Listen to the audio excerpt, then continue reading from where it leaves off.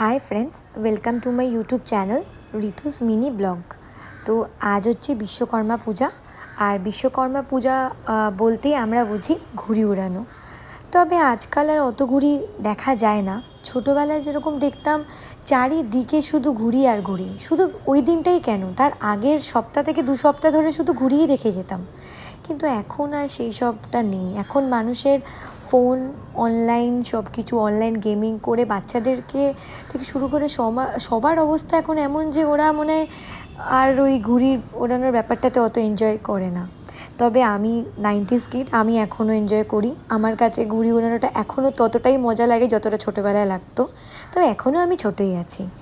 তার মধ্যে বিয়ের পর এটা আমার প্রথম।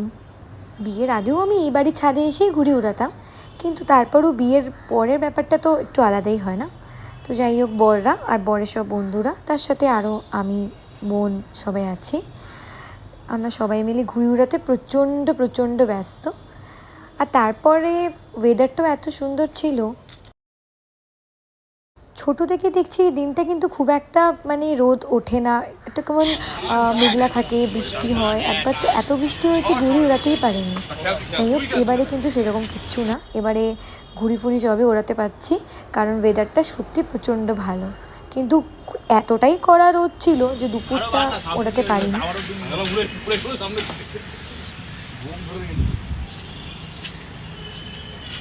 এই দিনটা একটা কেমন জানি হাড্ডাহাড্ডি লড়াইয়ের মতো। এই বাড়ি থেকেও ঘুড়ি উড়াচ্ছে, আমরাও ওড়াচ্ছি, কে কাকে কাটবো করে। আমরাও অনেক কেটেছি, মিথ্যে বলবো না, আমাদেরও ঘুড়িও অনেকে কেটেছে। প্রায় কেটেছে কটা আমি আর অত অত মনে করে বলতে পারছি না, কিন্তু হ্যাঁ কেটেছে, আমরাও কেটেছি অনেক।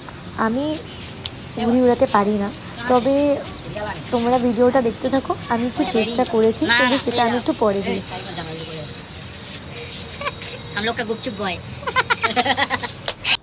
এখানে সবাই খুব মন দিয়ে আমরা ঘুড়ির দিকে দেখছি যে হ্যাঁ কাটতে পারবো কি পারবো না। তবে হ্যাঁ, আমরা কাটতে পেরেছি, যথেষ্টই কেটেছি, আমাদেরও কেটেছে। তবে আজকের দিনে ঘুড়ি কাটবে এটাই তো মজা। এই যে আমার বর এখন করছে, খুব চেষ্টা করছে যাতে পরে কাটতে পারে, এবং আমরা কেটেও ছিলাম।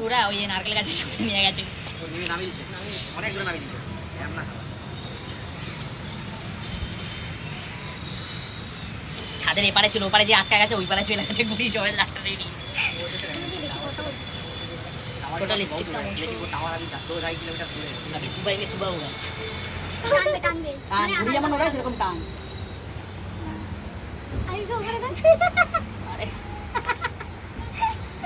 বল ভোগ কাটা আস্তে ঘুড়ি এমনি ভোগ কাটা হয়ে গেছে, লোকের দিকে বুঝতে পারে। ওরা ওরা ওরা ওরা কর ওরা কর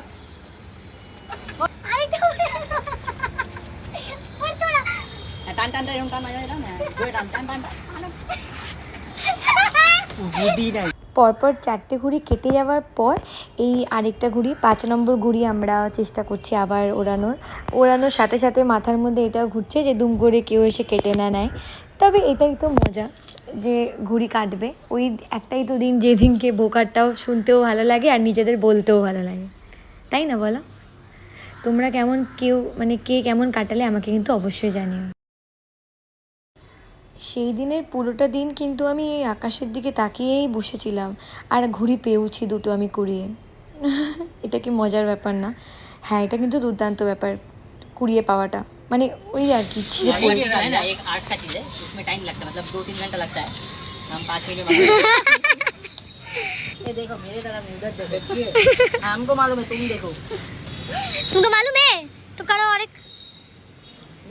ব্যাস, করতে হলে তো হাওয়া ফুস।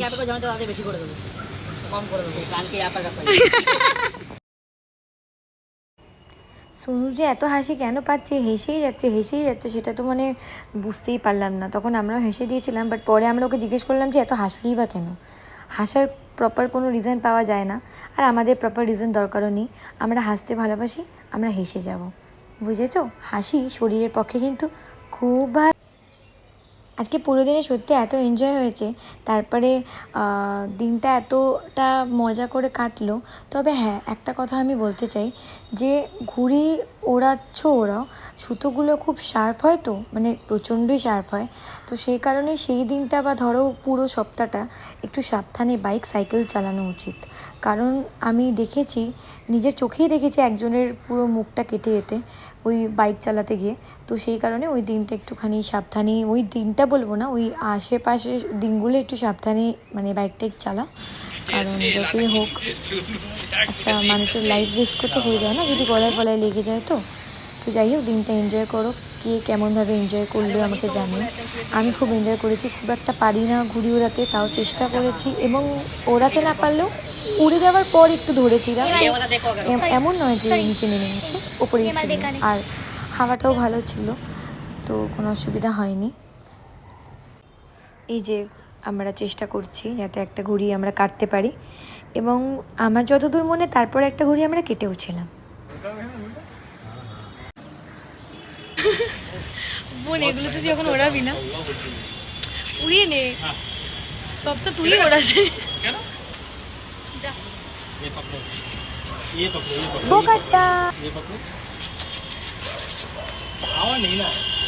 সন্ধে হয়ে গেল, ঘুড়ি উড়ানো শেষ, সব যাবো এবার নিচে। যাই হোক, যে কটা উড়িয়েছি যথেষ্ট, অনেক কটা কেটেও গেছে, আর এখনও কটা আছে। বাবা, এই জিনিসটা তো ভালো লাগলো। এই আমার একটু দেখো, আসো। কোথায় যাচ্ছিস? ওই যে নিচে ঘুড়ি পেরে নিই, লোকে যে কটা ঘুড়ি পেয়েছে সে কটা সব হয়ে গেল, নিচে চলে এলাম, সন্ধে হয়ে গেল। চলো আবার পরে। বাবা